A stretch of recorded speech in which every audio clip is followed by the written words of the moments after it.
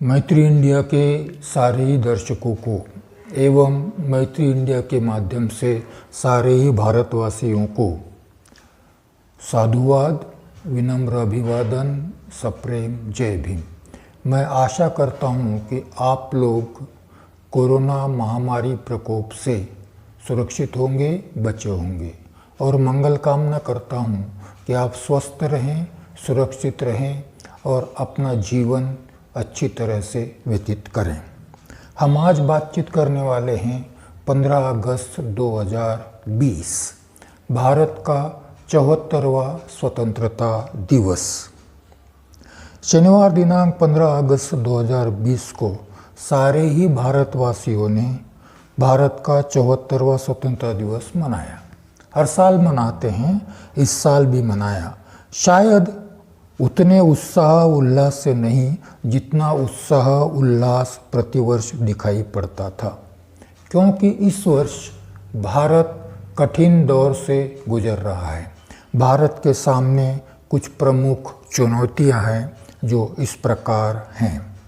एक तो कोरोना महामारी का संकट भारत के सामने उपस्थित है, जो दिन प्रतिदिन बढ़ता ही जा रहा है और निकट भविष्य में उसके दूर होने की, इस संकट के दूर होने की कोई भी संभावना नहीं है। दूसरा बड़ा संकट जो भारत के सामने है वो गर्त में जा रही अर्थव्यवस्था का है। वैसे तो कोरोना महामारी के प्रकोप से पहले ही, अर्थात मार्च 2020 से पहले ही भारत की और अर्थव्यवस्था पतन की ओर अग्रसर हो रही थी। सरकार के दावे कुछ भी हो, परंतु अर्थव्यवस्था पतन की ओर जा रही थी, यह सुनिश्चित है। कोरोना ने तो सारी ही आर्थिक गतिविधियां ठप कर दी। सारी आर्थिक गतिविधियां करीब करीब बंद पड़ी हैं। ऐसी स्थिति में भारत की अर्थव्यवस्था तीव्र गति से पतन की ओर जा रही है, गर्त में जा रही है और अर्थव्यवस्था को अर्थव्यवस्था को सुस्थिति में लाने के लिए क्या करना चाहिए, यह न तो मोदी जी को सूझ रहा है और न ही वर्तमान अर्थमंत्री जी को। बाकी की बात छोड़ दीजिए। तीसरी बड़ी चुनौती चीन ने खड़ी की है हमारी सीमा पर। 15 अगस्त के भाषण में मोदी जी ने कहा कि LOC से लेकर तो LAC तक, LOC line of control, LAC line of actual control.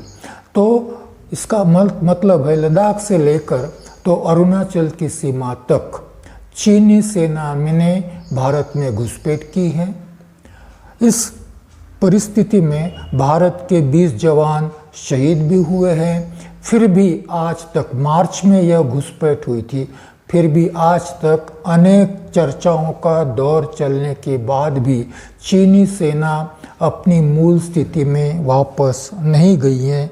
यह एक चुनौती है। ऐसी चुनौतियों के समय में भारतीयों ने यह स्वतंत्रता दिवस मनाया है। स्वतंत्रता दिवस की पूर्व संध्या पर महामहिम राष्ट्रपति जी ने राष्ट्र को संबोधित किया, जो औपचारिकता हम 1947 से पालन कर रहे हैं। उसी प्रकार से 15 अगस्त की स्वतंत्रता दिवस की मंगल प्रभात के समय माननीय प्रधानमंत्री जी ने भी राष्ट्र को लाल किले के प्राचीर से संबोधित किया। यह भी औपचारिकता इस साल भी इन चुनौतियों के होते हुए भी पूरी की गई। हम वंदना संघ के लोग हैं। हम वंदना संघ के लोग गए कई सालों से, 2-2.5 दशकों से लोगों के समक्ष अपने आप को प्रस्तुत कर रहे हैं। हम मानते हैं कि हम डॉक्टर बाबा साहब अम्बेडकर जी की सामाजिक, आर्थिक, राजनीतिक फिलॉसफी को समर्पित लोग हैं। हम यह भी मानते हैं कि डॉक्टर बाबा साहब अम्बेडकर द्वारा निर्मित भारत का संविधान यह आम आदमी की मुक्ति का प्रलेख है। इसलिए हम भारत के संविधान के प्रति भी अपनी समर्पितता व्यक्त करते हैं। भारत के संविधान ने हमें एक आइडेंटिटी दी है, पहचान दी है कि यहाँ का प्रत्येक नागरिक, प्रत्येक निवासी भारतीय हैं, ये भारतीय संविधान ने दी। परंतु उसी समय भारत की समाज व्यवस्था में विद्यमान स्तरीकृत असमानता पर आधारित एक पहचान और भी हमें मिली है, जो कई सालों से नहीं प्राचीनतम पहचान है। इस पहचान को हम लोग कहते हैं कि आज हमें इस पहचान के चलते कभी हमें अस्पृश्य समझा गया था, अछूत समझा गया था, पंचम वर्ण समझा गया था, उसके बाद में स्वतंत्रता पूर्व काल में पददलित वर्ग कहा गया, आज हमें दलित वर्ग कहा जाता है। यह भी एक हमारी पहचान है। 73 साल हो गए स्वतंत्रता को, स्वतंत्रता प्राप्ति को, और करीब 71 साल हो गए संविधान के लागू होने को। फिर भी हमारी यह पहचान जस की तस बनी हुई है। हमें इस पहचान से मुक्ति नहीं मिली है संवैधानिक प्रयासों के बावजूद भी।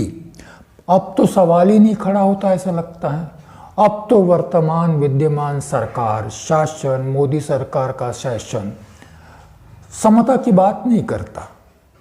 अब बात की जाती है समरसता की बात की जाती है।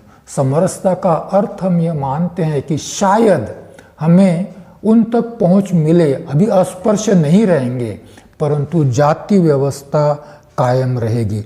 ऐसी स्थिति में वंदना संघ ने 2007 के धम्मचक्र प्रवर्तन दिन के अवसर पर एक मासिक पत्रिका प्रारंभ की, जिसका नाम धम्मघोष है। उस दिन से लेकर, मतलब 2007 साल से लेकर तो आज तक निरंतर इस मासिक पत्रिका का प्रकाशन हो रहा है। 15 अगस्त के उपलक्ष्य में, स्वतंत्रता दिवस के उपलक्ष्य में, हम भी स्वतंत्रता दिवस के उपलक्ष्य में धम्मघोष मासिक का एक विशेष अंक प्रकाशित करते हैं। परंतु उसकी थीम होती है स्वतंत्र भारत के पराधीन लोग। हम आज भी पराधीन हैं। यदि हम पराधीन हैं स्वतंत्र भारत में भी, तो क्या हमने भी उतने ही उल्लास से, उतने ही उत्साह से आज का स्वतंत्रता दिन समारोह मनाना चाहिए? हमारे लिए शायद यह संभव नहीं है। हम इसे अलग दृष्टि से देखते हैं। 15 अगस्त 1947 को भारत स्वतंत्र हुआ। उसके पहले 150 साल तक यहाँ पर अंग्रेजों का राज था। अंग्रेजों की दासता में सारे ही भारतीय जी रहे थे,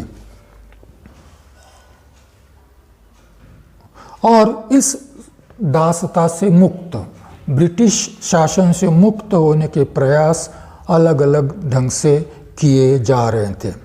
परंतु जाने अनजाने स्वतंत्रता प्राप्ति का सारा श्रेय श्री मोहनदास करमचंद गांधी और उनके नेतृत्व वाली कांग्रेस को दिया जाता है।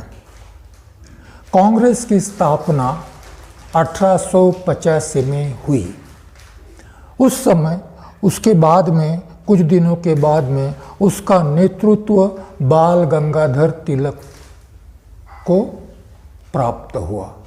1920 में बाल गंगाधर तिलक का निधन होने के बाद महात्मा गांधी के नाम से जाने जाने वाले श्री मोहनदास करमचंद गांधी कांग्रेस के नेता बने, और उन्होंने, ऐसा कहा जाता है कि भारत की स्वतंत्रता आंदोलन को आम आदमी का आंदोलन बनाया। और आज भारत में यह मान्यता है कि गांधी और कांग्रेस के प्रयासों से ही भारत स्वतंत्र हुआ। हम यह मानते हैं कि यह इतिहास की सही अभिव्यक्ति नहीं है। कांग्रेस और गांधी स्वतंत्रता संग्राम के एक फैक्टर जरूर रहे हैं, परंतु एक्सक्लूसिव फैक्टर नहीं रहे हैं। सत्य और वास्तव ये भी हैं कि जो लोग गांधी जी के नेतृत्व को न मानते हुए भी स्वतंत्रता संग्राम में अपना योगदान दे रहे थे, जैसे भगत सिंह है, राजगुरु है, सुखदेव है, चंद्रशेखर आज़ाद हैं, यह क्रांतिकारों की परंपरा। उसी प्रकार से डॉक्टर बाबा साहब आम्बेडकर हैं, सुभाष चंद्र बोस की परंपरा है, जो पहले गांधी जी के साथ थे परंतु 1936 में कांग्रेस से अलग हो गए और उन्होंने स्वतंत्रता संग्राम में अपना योगदान दिया। परंतु इनके योगदान को कोई भी मानने को तैयार नहीं है। माहौल ऐसा क्रिएट किया गया है, इतिहास की रचना इस प्रकार से की गई है कि इनके योगदान को, क्योंकि वो गांधी जी के नेतृत्व में स्वतंत्र संग्राम नहीं लड़ रहे थे, इसलिए इनके योगदान को नकारा गया है। इनके योगदान का कॉग्निजेंस कहीं पर भी नहीं लिया गया। डॉक्टर बाबा साहब आम्बेडकर के संबंध में यदि कहना है तो ये कहा जाएगा कि कांग्रेस ने हमेशा डॉक्टर बाबा साहब आम्बेडकर की उपेक्षा की। 1932 में जो पूना करार हुआ उसके बाद तो डॉक्टर आम्बेडकर कांग्रेस के शत्रु बन गए, शत्रु बनने, गांधी और कांग्रेस के शत्रु बन गए। इसलिए उन्होंने स्वतंत्रता के लिए जो भी योगदान दिया हो उसके मान्यता का तो सवाल ही नहीं, उल्टे उन्हें ब्रिटिशों का हस्तक कहा गया। परंतु डॉक्टर बाबा साहब आम्बेडकर भारत के स्वतंत्रता संग्राम में अपना योगदान अलग से दे रहे थे। सर्वप्रथम मैं इसको छोटी सी, इसमें मैं विस्तार में नहीं जाऊंगा, छोटा सा उल्लेख करना चाहूँगा। यह है volume 2 doctor Baba Saheb Ambedkar writing and speeches volume 2। इसमें जब doctor Baba Saheb Ambedkar round table conference गोलमेज परिषद में अछूतों के प्रतिनिधि के तौर पर उपस्थित थे तो उनका पहला भाषण हुआ 20 नवंबर 1930 को, राउंड टेबल कॉन्फ्रेंस में पहला भाषण। उस भाषण में वो कहते हैं, it is this that this British government India should be replaced by a government which will be a government of the people, by the people and for the people। मैं रिपीट करता हूँ, बड़ा आसान सा है। It is this that the present British government in India should be replaced by a government which will be a government of the people, by the people and for the people। कुछ लोगों को लग सकता है कि यह तो Abraham Lincoln की दी हुई डेमोक्रेसी की व्याख्या है। सही बात है, बाबा साहब भी इसको रेफर करते हैं, परंतु इसके पीछे क्या है? यदि भारत को वह government of the people, by the people, for the people का प्रशासन, शासन, प्रशासनिक व्यवस्था चाहते हैं, ये डेमोक्रेसी चाहते हैं भारत में डॉक्टर आम्बेडकर। डेमोक्रेसी चाहते हैं, डेमोक्रेसी वही होती है जो देश स्वतंत्र होता है। तो डेमोक्रेटिक फॉर्म ऑफ गवर्नमेंट की जब बाबा साहब मांग करते हैं 1930 में, वहाँ पर राउंड टेबल कॉन्फ्रेंस में ब्रिटिश प्राइम मिनिस्टर की उपस्थिति में, तब वो कुछ चीज़ें मांगते हैं। पहली चीज़ तो मांगते हैं कि भारत स्वतंत्र होना चाहिए, ब्रिटिशों को चले जाना चाहिए। दूसरी चीज़ मांगते हैं कि स्वतंत्र भारत में डेमोक्रेसी आनी चाहिए, जिसको उन्होंने कहा government of the people, by the people and for the people. और तीसरी चीज़ वो मांगते हैं, क्योंकि वो अछूतों के प्रतिनिधि के तौर पर गए थे, तीसरी चीज़ मांगते हैं अछूतों को भी, पददलित वर्ग को भी भारत, स्वतंत्र भारत में सत्ता में भागीदारी सुनिश्चित की जानी चाहिए। कितनी चीज़ें मांगी बाबा साहब ने?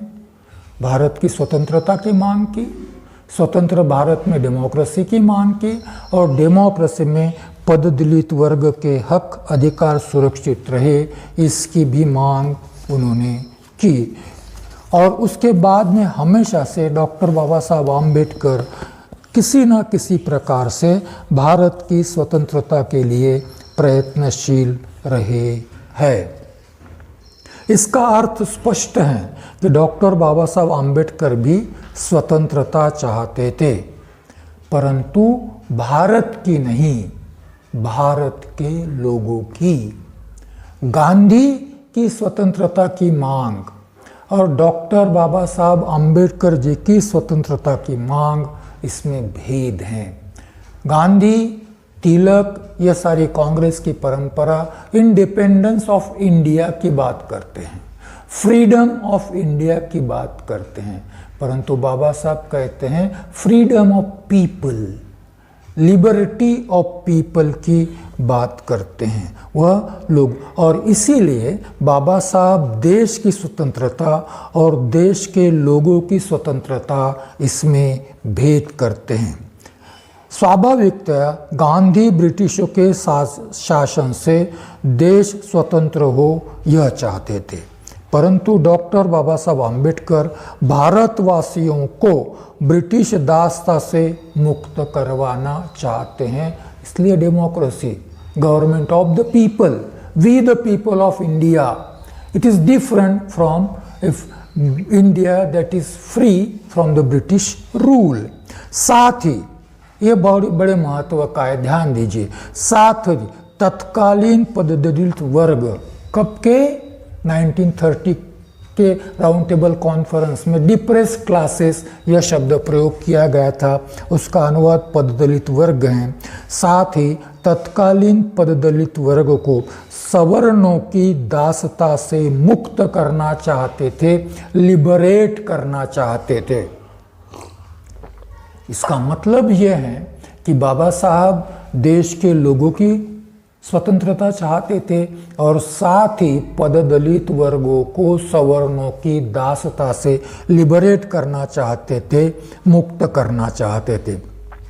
देश के लोग स्वतंत्र हो, साथ ही पददलित सवर्णों की दासता से मुक्त हो। यदि यह दोनों बातें एक साथ होती हैं तो सोने में सुहागा है।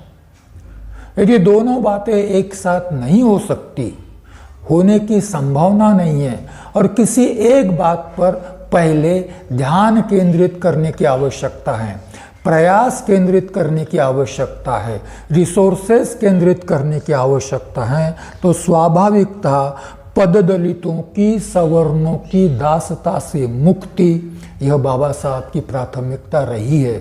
हमेशा से बाबा साहब की प्रयासों की प्राथमिकता रही है, परंतु गांधी जी की प्राथमिकता देश के स्वतंत्रता की प्राथमिकता थी। बाबा साहब बार बार पूछते थे, वो बाद में मैं रेफर करूंगा, आपको बताऊंगा मैं, परंतु गांधी जी ने इसका जवाब कभी भी नहीं दिया।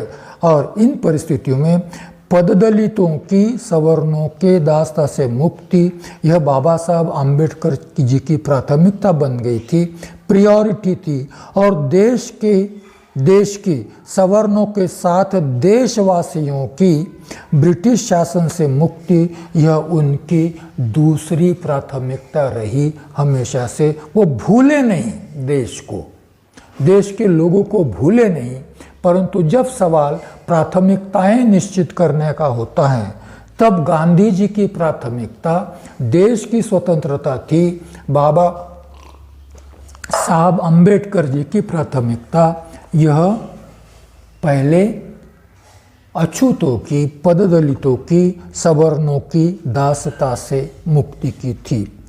और इसके संबंध में बाबा साहब कुछ कहते हैं, यह वॉल्यूम 9 है, doctor Baba Saheb Ambedkar writings and speeches.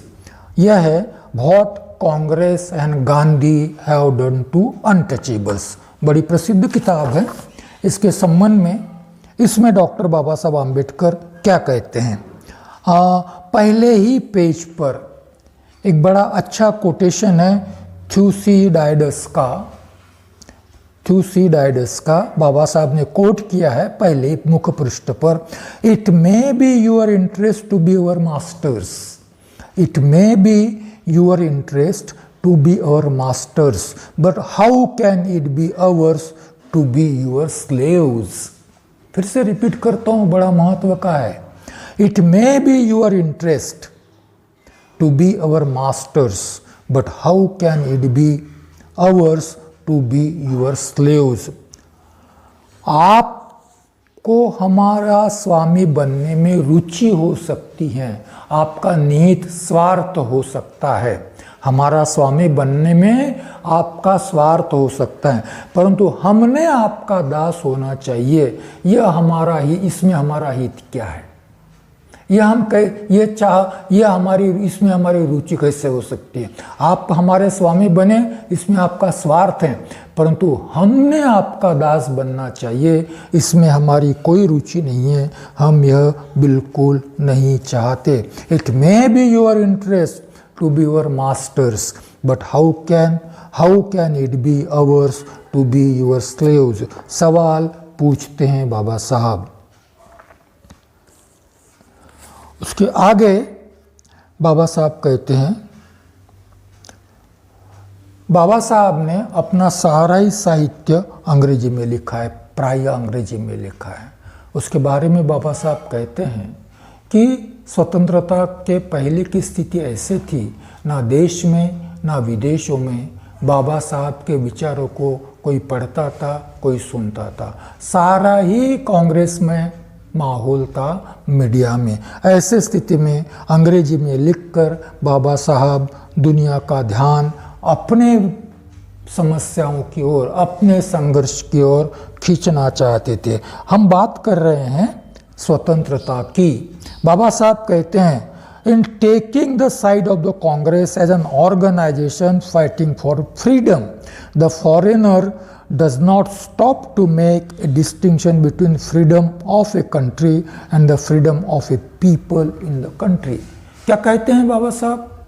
विदेशी लोग कांग्रेस के स्वतंत्रता संग्राम की कॉग्निजेंस तो लेते हैं, उसके संबंध में चर्चा करते हैं, परंतु वो कभी भी यह सोचने का प्रयास नहीं करते कि देश की स्वतंत्रता और देश के लोगों की स्वतंत्रता, यह दो बातें अलग अलग हैं। इसके संबंध में वो कभी भी सोचते नहीं, कभी भी इसका विचार नहीं करते। आगे बाबा साहब कहते हैं, the question whether the Congress is fighting for the freedom has very little importance as compared to the question for whose freedom is the Congress fighting. बड़ा इम्पोर्टेंट है। बाबा साहब पर आरोप किया जाता है स्वतंत्रता संग्राम में सहभागी नहीं होते। कांग्रेस और गांधी के नेतृत्व में चल रहे स्वतंत्रता संग्राम में वह क्यों नहीं सहभागी हो सकते थे? इसका जवाब यहाँ आपको मिलेगा। The question whether the Congress is fighting for freedom has very little importance. Congress स्वतंत्रता के लिए संघर्ष कर रही है, यह प्रश्न, यह विधान उतना महत्व का नहीं है जितना कि as compare to the question of whose freedom the Congress, किसकी स्वतंत्रता के लिए कांग्रेस संघर्ष कर रही है, किसकी स्वतंत्रता के लिए कांग्रेस आंदोलन कर रही है, ये सवाल उससे भी अधिक महत्व का है। जब तक इस सवाल का जवाब नहीं मिलेगा तब तक बाबा साहब कहते रहे हैं कि मैं गांधी के नेतृत्व में स्वतंत्रता संग्राम में सहभागी नहीं हो सकता। आगे बाबा साहब कहते हैं, for whose freedom is the Congress fighting. फिर से सवाल पूछते हैं, किसकी स्वतंत्रता के लिए कांग्रेस लड़ रही है, संघर्ष कर रही है? Is it fighting for the freedom of the governing class in India? क्या भारत में जो परंपरा से शासक वर्ग रहा है, परंतु जिसकी शासन सत्ता ब्रिटिशों ने छीन ली है, उनकी स्वतंत्रता के लिए कांग्रेस लड़ाई लड़ रही है, संघर्ष कर रही है? Is it fighting for the freedom of the governing class India और is it fighting for the freedom of the people of India? या कांग्रेस भारत के लोगों की स्वतंत्रता के लिए आंदोलन कर रही है? If he finds that Congress is fighting for the freedom of governing class, he should ask Congress, is the governing class in India fit to govern?